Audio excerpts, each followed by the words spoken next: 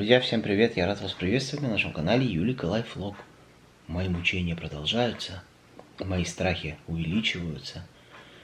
Короче, один из наших подписчиков написал, как правильнее сделать сахарный диабет, тест на сахар. Вот, скажем так. Юля тоже знала, но в принципе мы особо не углублялись. Но в любом случае за совет спасибо. Мы сейчас также и поступим. То есть в прошлый раз я делал тест один раз, 5,3, и все нормально. Потому что когда я делал, я уже не помню сколько лет назад, я пришел в больницу, я не помню, плановый осмотр был или что там было. Короче, у меня взяли кровь и выявили, что у меня большой сахар.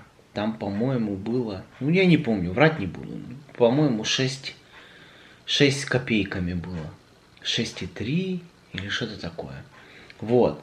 И меня тогда срочно записали на подозрение на диабет, на вот тестовый этот сахар. Сахар, да, елки-палки. Тест на сахар.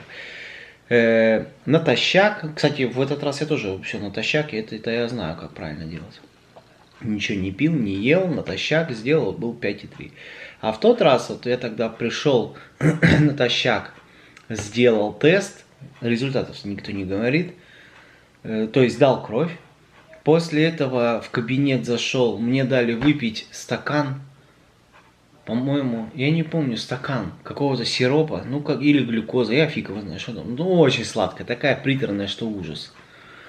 Вот, и я сидел в коридоре, по-моему, то ли час, то ли час, по-моему, но я как-то не 2 часа, час, по-моему, сидел. И после этого мне взяли повторно сахар, тест. И тогда уже сказали, иди домой, и уже там в течение дня, по-моему, позвонили, сказали, что у вас все в порядке. Вот, и в этот раз мы тогда сделали 5,3 был, а теперь сделаем еще раз. Сделаем сейчас тест, я еще ничего не ел, как раз позавтракаю, какого-нибудь сладенького, может даже покушать, там печенька какого-нибудь. И тогда сделаем второй тест. Вот так. Короче, теперь так, я ничего не ел, ничего не пил. Все как вы написали, так мы и сделаем. Мы не брали первую каплю крови. Это без этих самых, без каких-либо упреков. Да. Мы просто хотим, вот теперь мне вдвойне страшно. Теперь страшно от того, что мне сейчас будут пальцы крови брать, а второе страшно, что вдруг и правда мне какой-то там будет этот самый. Короче, то есть, а где смотри, эта штука у тебя было 5,3, в прошлый раз тебе уже поставили диагноз диабет 2 типа. Ну да, посмотрим, что сейчас будет. На что мой организм способен, не способен. Так, знакомый аппаратик. Зачем ты 100 штук достала? 2. Зачем? Сейчас или через 2 часа? Я думал сразу 2. Так, нам нужна ватка. Ладно, друзья, я выключусь, пока буду кричать тут и по полу кататься. Выдавливай. 5,2 первый раз было. Короче, друзья, вот сейчас мы сделали тест. Первый раз мы взяли сразу кровь, было 5,2. А второй раз промокнули, по-новому взяли, второй раз 5,3. Друзья, от страха я аж вспотел, представляете? Я не знаю. Для себя эксперимент просто провели. Да, конечно, всегда надо первую каплю убирать. Но... Мы попробовали и так сейчас. Короче, 5,2 было, второй раз 5,3. Вот. Ну что, теперь плотненько завтракаем. Я, наверное, еще и с сахарком что-нибудь тут могу кофе выпить. Блин, мне голова кружиться стала. Дыши, бобер. Ой, выдыхай, бобер, выдыхай. Ладно, друзья. Короче, сейчас будем завтракать, кушать и тогда дальше проверим. Кто-то спрашивал, а откуда это сгуха? Не с Белоруссии ли? Нет, друзья, про Белоруссию тут вообще ничего нету. Не нашли, по крайней мере. Но тут есть и Латвия, и Литва, и Польша, и Болгария, как я понял. Я-то просто так сейчас сказал, потому что я не вижу. Вот. Но я думаю, что это какая-нибудь Польша. Мне больше такое предположение. Но не Белоруссия. Это что-то с Евросоюзом связано. Вот. Или Польша, может, Болгария, или что-нибудь такое.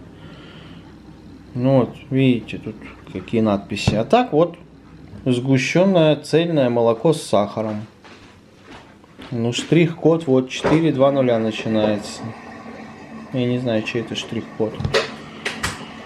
Так что вот, 400 грамм, 304 миллилитра. Вот давай еще банку сгущенки, а через 2 часа проверим. Да, конечно, не съем столько. На, ты хотела что-то сказать. Друзья, сказать по поводу, ну, то, что Виталий боится, ему страшно. Ну, видимо, как это, детская фобия какая-то сидит в нем, далеко ходить не надо. Когда был в первом или во втором классе, мне надо было кровь с пальца сдавать. Я убежал. Мама взяла свободный день со мной в поликлинику. Я убежал, я не пошел. Представляешь, я дошел до дверей, как в поликлинику входить, все, я газанул. Ну, у меня страх внутренний, да. Я не знаю, панический страх. Ну, далеко ходить не надо. Ну, это как бы как женщины, так и мужчины боятся. Но я, честно говоря, больше встречала, что мужчины, например, когда колешь специальные препараты, не буду сейчас углубляться, ты еще ничего не сделал, ты к нему только подошел, только взял посмотреть, куда уколоть, он уже, ай, я говорю, так я еще ничего, да? Ну, как бы заранее. Да. Укол в жопу выделал, да? И сплошь и рядом, и, в принципе, тут нечего, как бы, это, удивляться. Но наводнения, как в прошлом году, не было. Пока не было. Ну, пока еще, да, не было. Но это все зависит, знаете, друзья, от чего? От сильного ветра. Когда вот сильные шторма, то с моря нагоняется вода, поднимается. Не, в принципе, такой уровень не стоит. Вода выше не стала, но и не уходит. Я думал, честно говоря, что она пониже стала. Не, нифига. Примерно на таком же уровне, как и была, стоит. У нас опять, видите, погодка. Хоть начинают желтеть, уже некоторые начинают скидывать листья. Скидываться начинают. Да, а то, ну, это что-то вообще невообразимое в этом году. Каждый год что-то новенькое. То небывалая жара, то небывалый холод, то небывалые ветра, шторма. Либо это наш регион такой, я не знаю. Мы не привыкли в городе к этому. В прошлом году не было таких ветров. Да было пару раз, что я думала, антенну оторвет. Пару раз. А тут буквально на неделе 2-3 урагана. Ну да. В прошлом году такого не было. Мы, друзья, знаете, куда едем? Моторная лодка-то у нас теперь есть. Ну, мы, как всегда, за 5 минут до закрытия. Да, но она же требует обслуживания. Мотор-то теперь надо тоже мне законсервировать на зиму, что я так боюсь, что больше-то я и не покатаюсь на этой лодке, потому что сейчас вот такие погоды, либо ветер ураганный, либо это, а скоро уже ночные заморозки начнутся. Так что мне уже пока еще не поздно, надо подсуетиться и поменять все масла, фильтра и законсервировать мотор, к зиме подготовить. Так что вот едем в этот самый сервис. Хочу там посмотреть, есть ли у них все, если нет, заказать, поменять все. А мадамы на шопинг. Да. Взяли с собой прибор, так что я показывать, наверное, ничего не буду, потому что у нас, как всегда, аккумулятор мигает. Вот. Потому что быстро собирались. Да, так что, наверное, тест я сделаю в машине. Ну и будем аккумулятор беречь, чтобы вам показать. Все. Ну что, друзья, прошло 2 часа. Юля подготавливает. Сейчас будем проводить тест. Так, я отключаюсь пока. Ну что там, показывай. Я поставлю Атериан Ялкен. Быстрее. Нормально. Сколько? 5,6. 5,6. Это прошло 2 часа. Это 2 часа. И он ел хорошо так. Я съел 2 яйца, 3 бутерброда и печенье сладкого наелся с шоколадом. Так что все у меня отлично. Нету у меня никакого преддиабета даже нету. Потому что у меня было 5,2, 5,3 было. Да. Стало 5,6, но это нормально. Это нормально. Потому что в прошлый раз, когда у меня подозрение на диабет было, у меня было, по-моему, 6,2. И после того, как я съел эту глюкозу, у меня стало, по-моему, 6,0. Или что-то такое. Ну, у тебя было на грани. Да, максимальное пире было. А потом уже, как ты сказала, вдвойне обидно, когда у меня есть рядом залив. Теперь уже есть катер, но мы не можем выйти в море. Сегодня обещают в очередной раз шторм и ветер сильный. А после этого уже на днях начинаются заморозки. То есть ночью уже -3.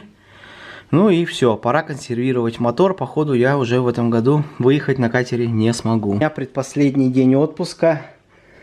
Завтра будет глобальная вещь. Постараюсь у нашего бустера, чтобы крышу сорвало.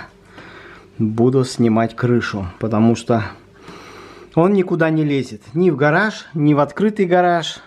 Этот тент, что у него есть, на зиму обязательно снимать, если мы не хотим его потерять. Вот, он, конечно, может и прослужит, но значительно короче у него будет срок жизни. Вот, и, ну, лодку опять накрывать, ну, она очень большая, высокая получается из-за этой крыши. Вот эти рога еще сверху, знаете, я так подумал, рога снимать отдельно. Легче попробовать всю кабину эту снять, тем более я, ну, изначально хотел, чтобы она была съемная. Вот заодно буду изучать, как она вообще прикреплена. Пока я не понял и не нашел креплений, кроме как спереди шурупы какие-то есть и все. Вот, буду изучать этот момент. Щебень почти весь перевез. Ну вот это все. Больше не надо. Я его в кучку. На следующий год еще обсыпать будем, выше поднимать, потому что усадочку сейчас даст. Какую-никакую. Вот. Это я подвину все в кучку туда. Ну, нам, в принципе, все равно сюда особо ставить ничего не будем. Вот. Вот этого друга сейчас, наверное, будем спиливать. Скоро все сжигать начнем. Не будем мы его спиливать. А, будем. Посадили мы Олесю. Полдня ходили, искали, куда ее посадить. Потом покажем.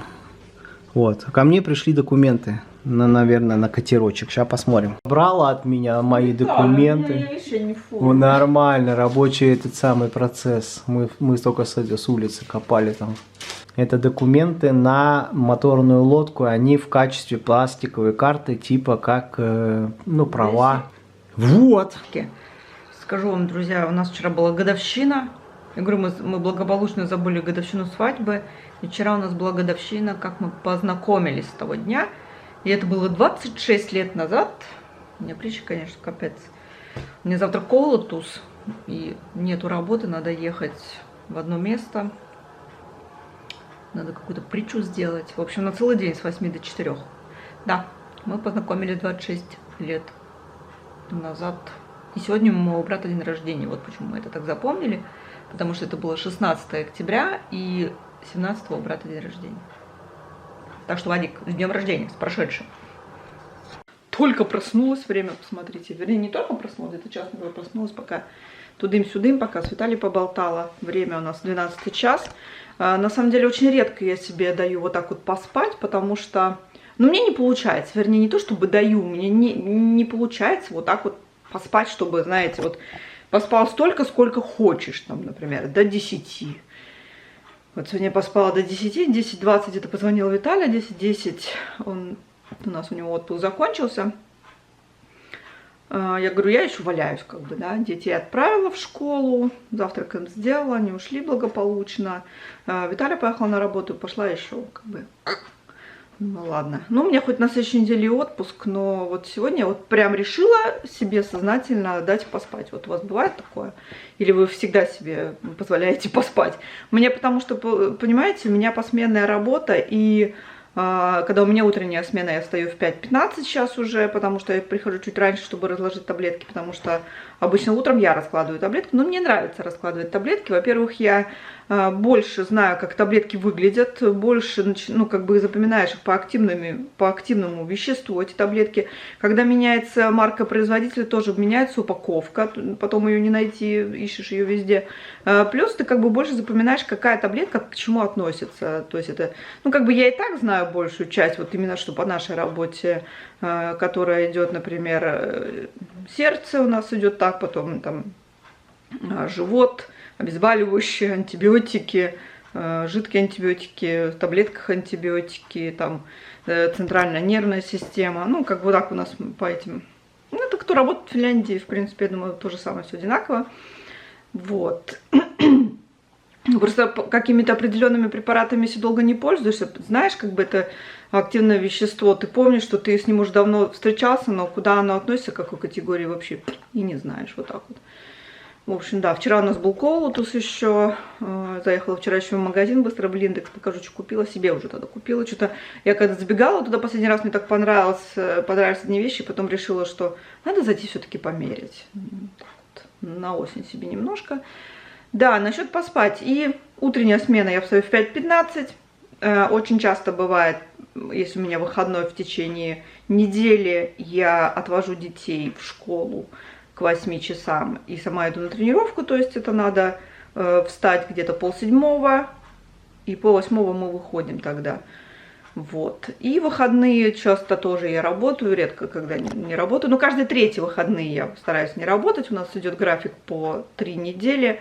Кстати, видео насчет зарплаты, насчет вообще вот вы просили на том тематическом канале. Скорее всего, на следующей неделе я его сниму. Я буду рассказывать чисто по своей работе, по своему ТЭСу, потому что некоторые, я знаю, будут писать, что неправда, вот так вот, вот так вот. Правда. У нас вот так вот, как бы у вас как-то по-другому. Ну что, камин у меня заряжен, вернее, Виталий его уже зарядил. Заслонка открыта. Ну, на самом деле, камины мы топим, если вот сейчас вот надо, где-то раз в 3 дня. То есть мы не топим их одновременно, потому что нижний камин, он все-таки немножко греет и верх тоже. И наверху здесь теплее, здесь в принципе не надо топить даже раз в 3 дня. Но и сильно топить нельзя, потому что сейчас еще нет таких сильных заморозков, и будет очень просто жарко, и греет он где-то 3-4 дня, вот поэтому и топим мы не так часто. И хватает, чтобы протопить, ну где-то, сейчас Виталий сказал, 1,5 вот таких, не больше, иначе будет очень жарко. Вот мы сейчас это дело подожгем. Тепленькая пошла.